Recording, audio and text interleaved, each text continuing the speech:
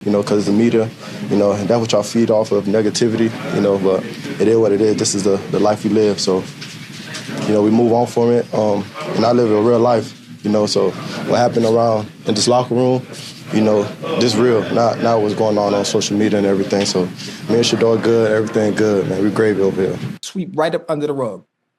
But listen, Shedeur's second start, two of them, they going at on the sideline. Oh, we got a motherfucking story now.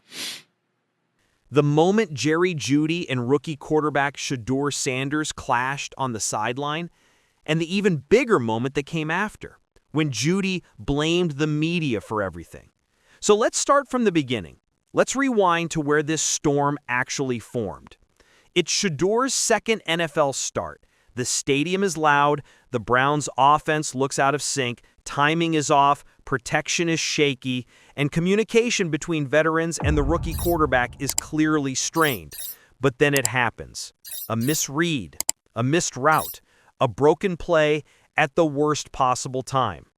Make sure you hit that like button, subscribe, and turn on notifications. This is the only place where the real stories behind the NFL chaos get broken down with full honesty and full energy. Because what happened in Cleveland this week was not just a sideline argument. It was a window into pressure, ego, frustration, and the kind of raw emotion you only see when a team's season is slipping away.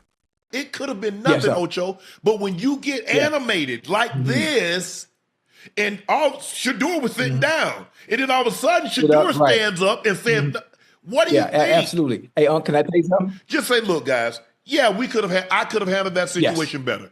I'm the vet in this situation. I should have handled that situation a lot better than what I did.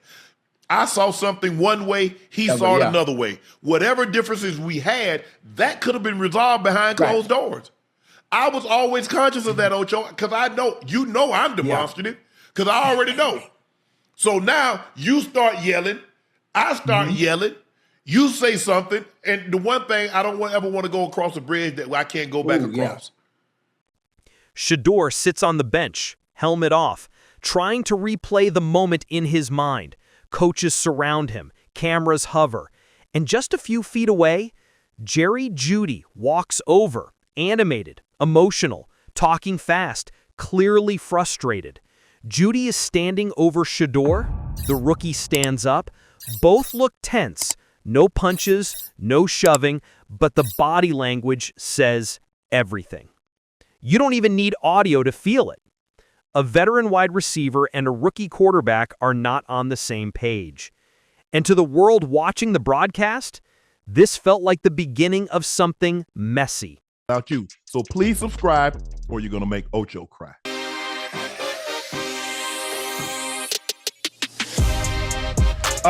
Jerry Jeudy didn't exactly calm things down over this week when asked by the media about the Shedeur sideline exchange. In fact, Cleveland is up in arms over him saying it's the media's fault. He's picking fights with reporters and his own Browns teammates. Let's take a listen, Ocho, to what he had to say.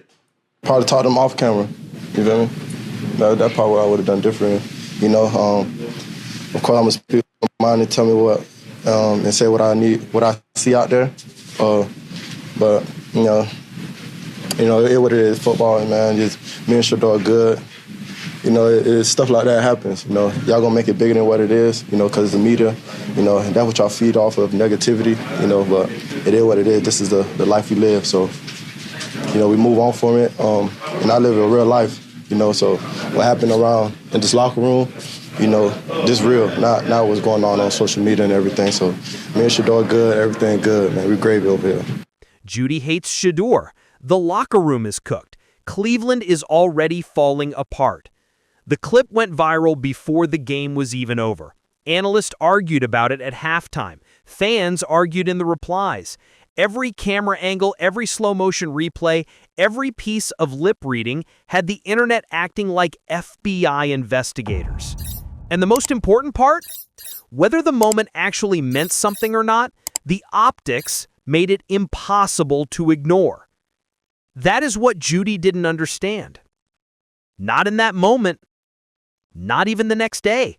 Because when the media asked him what really happened, instead of smoothing things over, he lit the match again. I should have handled that situation a lot better than what I did. I saw something one way, he saw it another way. Whatever differences we had, that could have been resolved behind closed doors. I was always conscious of that, Ocho, because I know, I'm demonstrative, because I already know. So now you start yelling, I start yelling, you say something, and the one thing I don't ever want to go across a bridge that I can't go back across. Let's go straight to Jeudy's actual words. He tells reporters, "You know what it is. Y'all make it bigger than what it is. Y'all feed off negativity. This is the media. Me and Shad good. We're gravy over here." Then he kept going. "I live a real life, not social media. What happens in the locker room is real, not what y'all post." To Jeudy, this was simple. Two teammates talked, it got heated, move on. But the NFL is never that simple. And the Browns locker room is definitely not that simple. Because when you point at the cameras, shrug, and say it's the media's fault, you're not calming things down. You're poking the fire. You're giving the press more to chew on. And you're putting even more eyes on a rookie quarterback who already has the weight of the world on his shoulders. This wasn't about the media. It was about leadership. Shannon said it straight. The media's job is to report what it sees. If you get animated on camera, it becomes a story. That's how this works. Chad agreed. If the Browns were winning, nobody would care. If Shedeur had 3 touchdowns and the Browns were moving the ball, nobody would clip the moment. But when you're losing, everything becomes magnified.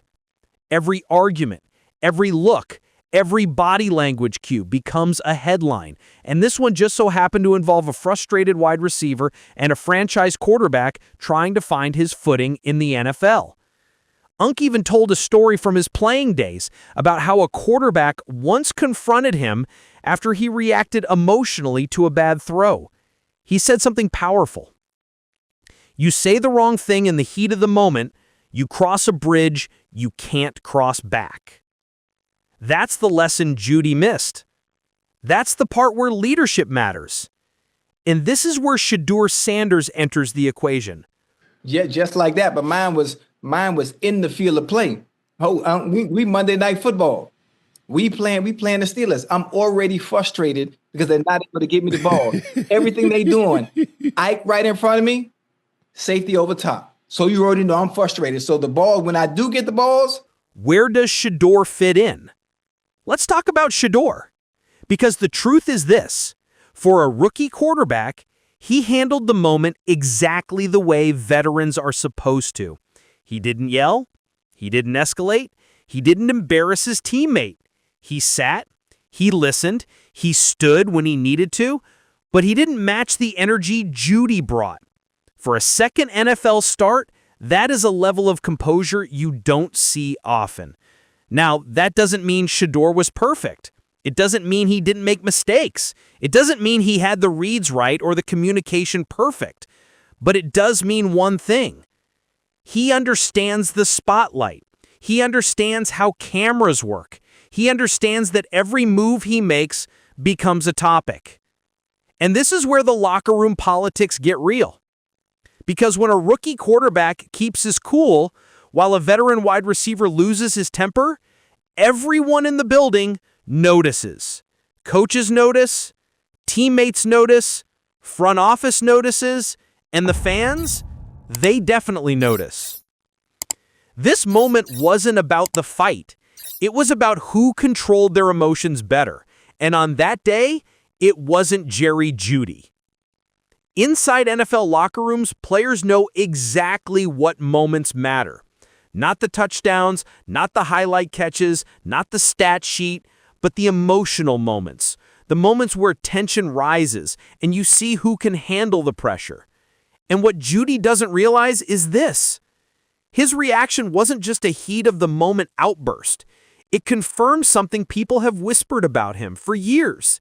That when frustration hits, he blames everyone but himself. That when the offense slows down, he points fingers. That when a quarterback struggles, he detaches emotionally. Now, whether that's fair or not is a different conversation, but perception becomes reality quickly in the NFL. And in Cleveland, the perception after this clip was crystal clear. Shedeur stayed calm. Jerry Jeudy didn't. Shedeur already came into this league with expectations. Big name, big spotlight, big pressure. You know, I already keep one chin strap already unbuckled. Man, I snap the other when I'm mad going back to the huddle. Carson met me halfway. Before you got off the field. Get off the field. If you ever motherfucking show me up like that again, I won't throw you another motherfucking ball the rest of the game. Just like that. Not playing no games. But I ain't say nothing the rest of the game. I ain't say nothing the rest of the game because I understood who had the control and being able to get that ball to me. Yeah, but one time. It took me one time. Never had an issue again. People want him to succeed. People want him to fail. People want him to be a hero. People want him to be overrated. The truth sits somewhere in between. But in moments like this, he quietly earns respect. Not because he yelled back, not because he held a press conference defending himself, not because he posted on Instagram, but because he didn't turn the situation into something bigger. Let's be real. Some rookies would have snapped back. Some rookies would have fired off a comment. Some rookies would have clapped back at the media after. Shedeur didn't. And that matters, especially in a franchise that desperately needs stability at quarterback. Where Jerry Jeudy went wrong? Judy's biggest mistake wasn't yelling. It wasn't confronting Shedeur. It wasn't expressing frustration. It was this. He acted like the media created the moment instead of acknowledging that his behavior created the moment. When you're losing and yelling at the quarterback on camera, that becomes a story no matter what era you're in. This is not 1998. This is not 2005. This is not even 2015. This is the era where every moment is clipped, slowed down, and turned into content. And Jeudy, instead of accepting responsibility, told the world that the media feeds on negativity. But here's the truth the veterans know. The media doesn't create negativity. Losing does. Why this moment matters for the Browns? This wasn't a small miscommunication. This wasn't a who cares moment. This is exactly the kind of moment that shows whether a team can survive adversity. Two players clashing? Normal. Two players arguing in front of cameras? Still normal. But when one player doubles down publicly and refuses accountability, that's when cracks form. That's when teammates start whispering. That's when coaches start watching more closely. And that's when the rookie quarterback becomes the center of the story, fair or not. Jerry Jeudy is talented. Shedeur Sanders has potential. The Browns' offense can still turn things around, but only if everyone in that locker room understands the truth. This league is built on emotion, pressure, and accountability. The cameras will always be there. The media will always watch. And the difference between a moment that passes and a moment that explodes comes down to how players handle it. On that day, Shedeur handled it better. And that's why this moment will follow Jerry Jeudy longer than he thinks. If you enjoyed this breakdown, hit that like button. Subscribe to the channel. We drop real NFL stories, real drama, and real analysis every day. Your support keeps this community growing. Thanks for watching. Stay tuned for more.